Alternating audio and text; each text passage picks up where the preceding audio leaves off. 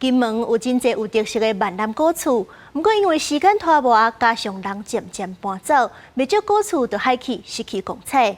不過對一寡少年人來講，這寡古厝有因的家族情感，也保存老師回手藝。所以講，因就摕翕相機、野修復工具，用無同款的方式，讓古厝有新的生命力。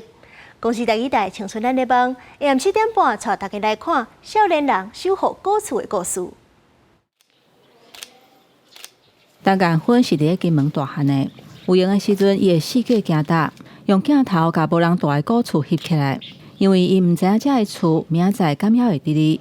相時伊嘛去到修復的現場，翕這個修復古厝珍貴的機藝。哎，師傅早安，亮宇早安。因為唔捌做過有土路後來教有，就是靠這個跳啊。安尼，靠大家知影講，金門古厝其實有叫做老師，用很多不同的工法去堆疊起來的，所以其實古厝是非常有溫度的建築。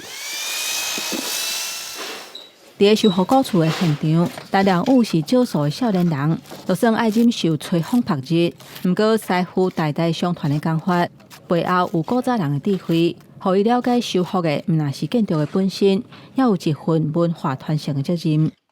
做這個很有意思，就是不是說照圖施工而已，它還有很多是需要個人的經驗，然後還有以前的技術來做融合，不管說是人文啊、歷史啊等等的，這些都會包含在裡面，所以它不光只是做工而已。蔡志順對老建築嘛真有熱情，伊甲真有戰地色彩的北山谷洋樓改造做旅舍，甲空間交予少年人發揮，青春的創意甲笑聲，或者鬧熱起來。然後我很喜歡金門，